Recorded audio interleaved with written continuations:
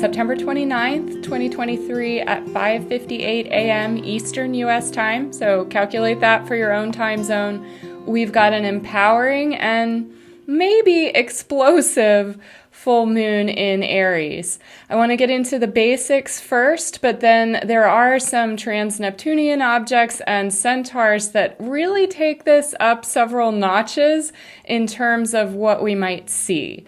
So the basics, this one takes place at exactly 6 degrees 00 minutes Aries. I always pay attention when something is at an exact degree, just that means that the Sabian symbol that we usually round up for, it's exact, it's precise. In this case, that Sabian symbol is a square with one of its sides brightly illumined. The keynote, according to Dane Rudyard, the emotional desire for concrete and stabilized existence as a person, a one-sided urge for inner stability. So this is one of the reasons I said this could be an empowering full moon.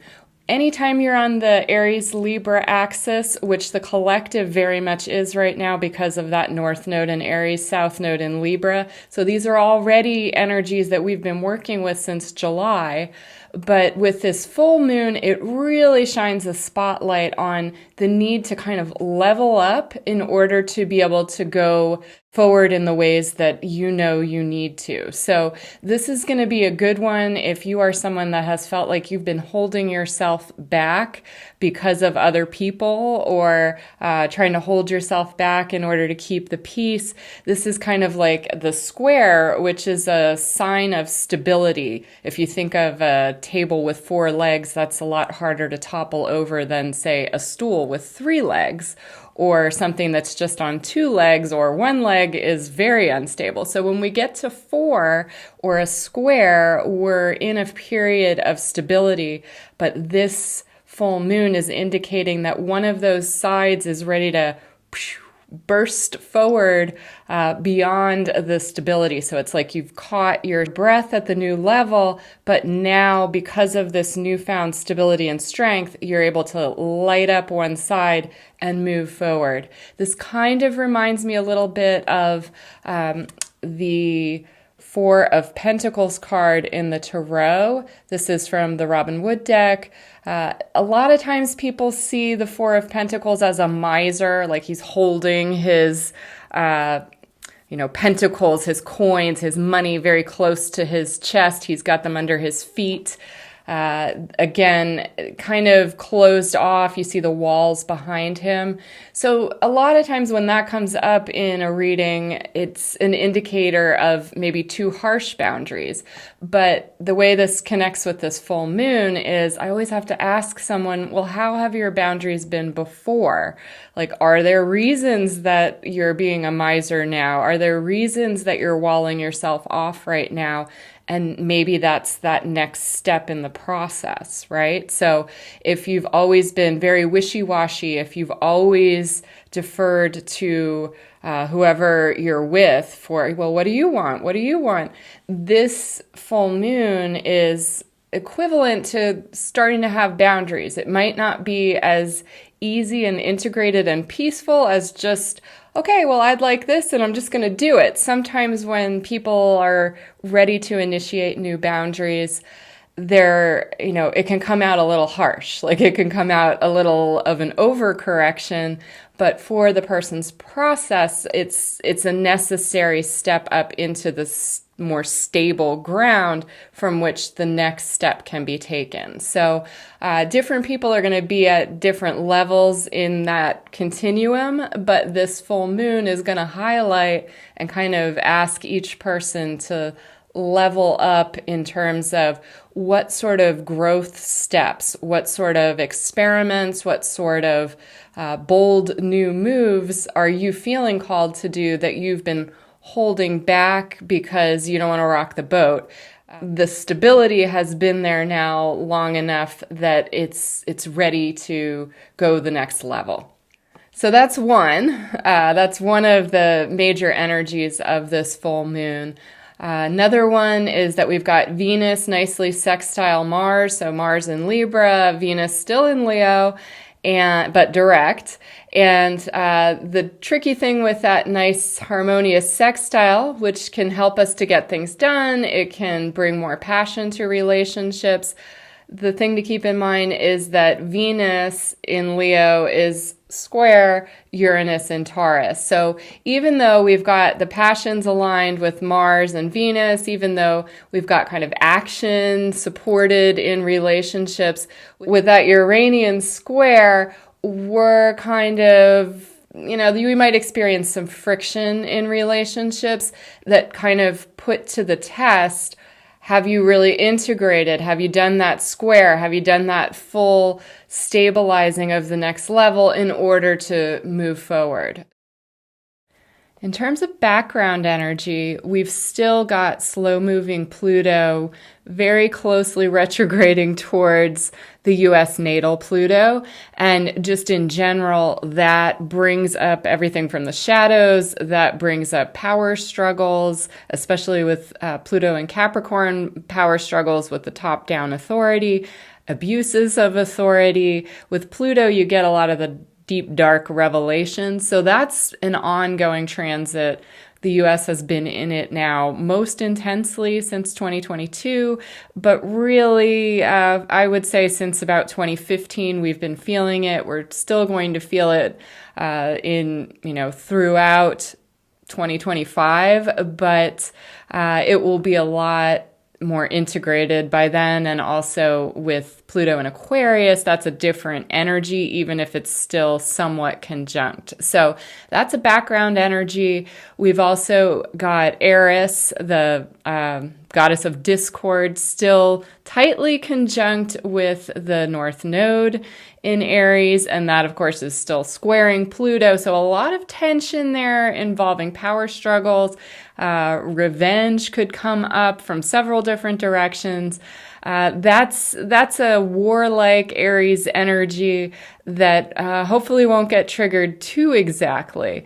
But you can also see this. I pulled this chart for Washington, D.C., so still Eastern U.S. time, but you can see the ascendant for Washington, D.C. Mercury, which is now direct, is right on the ascendant. That suggests more information will be coming out about something. We've still got Sirius, who showed up in the Virgo new moon and actually has been kind of lurking in the background, having influence over a lot of new moons and full moons for the past couple years.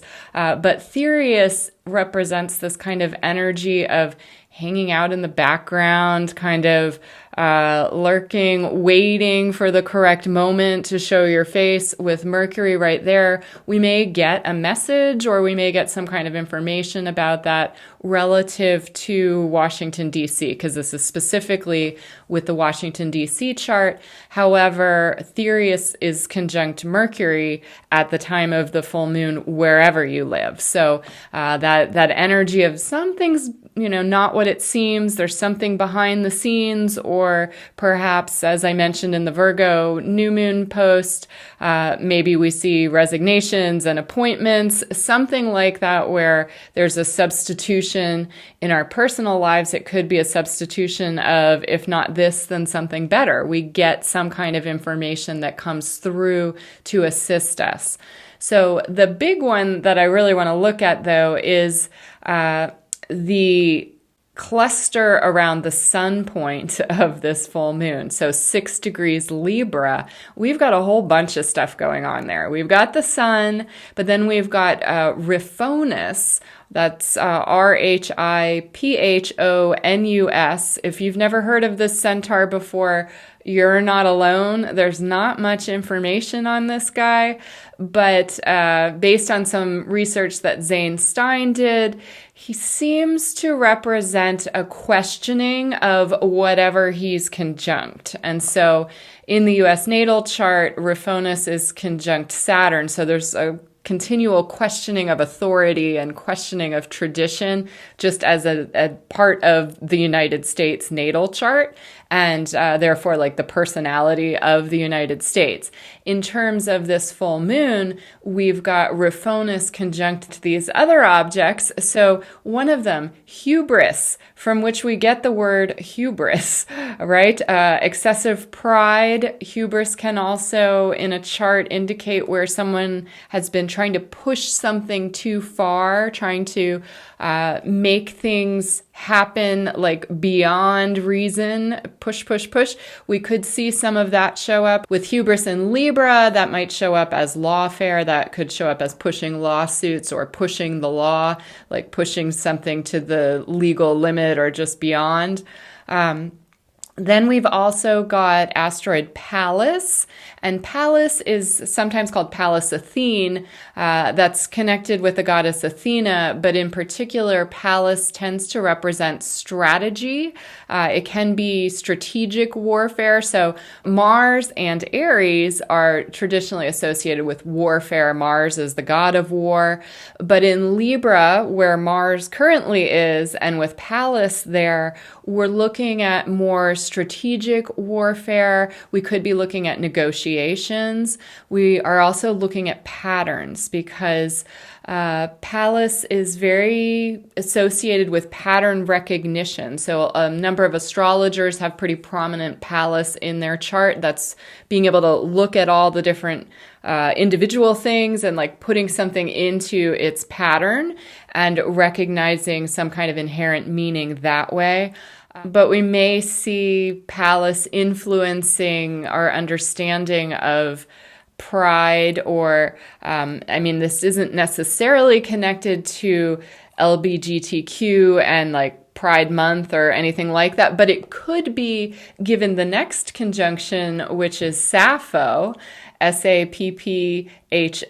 Sappho was the poet who was lesbian from Lesbos. That's actually where we get the term lesbian, from Sappho and the community of women who lived there during ancient Greece. And so with Sappho conjunct hubris, we may get some kind of news about LGBTQ or lawsuits connected with that, or some kind of news or pattern recognition related to that. In terms of our personal lives, how this could play out, we want to look at patterns around same-sex relationships. It doesn't necessarily have to be sexual, but relationship patterns more with those of our same gender identity. Also look at areas in our own lives where maybe we're tempted to push things too far, or again, with that Four of Pentacles square energy, where are we called to say, you know what, I know where this is going. I've felt this. I'm aware that this is just going to be the same old, and I'm ready to move forward. That's that, one side of the stable square lights up, ready to go. So different ways this could play out, but that's quite a cluster there. In terms of the full moon itself, the only major conjunction is Salacia or Salacia, who often has kind of mermaid Neptunian energy, but she's also, in context of this, that's where we get the term salacious. So we've got hubris and salacious opposing each other. Salacious, of course, could imply some kind of scandal. So again, on the collective level, we could see things play out where there's some kind of big sex scandal or something like that in the next month. In our personal lives, we might just see it playing out as where we need to take our assertiveness to the next level, whatever that means for us, especially in our same-sex relationships or in any relationship where we feel like the known stable has kind of worn out its welcome, or where we can't live with that anymore. One other thing that I didn't mention about Pallas is that in addition to all that strategic warfare and pattern recognition, she's also oftentimes connected with the arts and with wisdom, with owls. So if you're a creative person, if you've got a spark of an idea, pay attention at the time of the full moon for any ideas that might come through, or it could be a great time to initiate something of a creative nature that could be a very positive use of these energies, and having a kind of inspired and Neptunian Salacia kind of energy that takes things to the next level. So it doesn't have to necessarily be so harsh. It could come as a creative burst. All right, until next time, you guys take care, and I wish you all the best.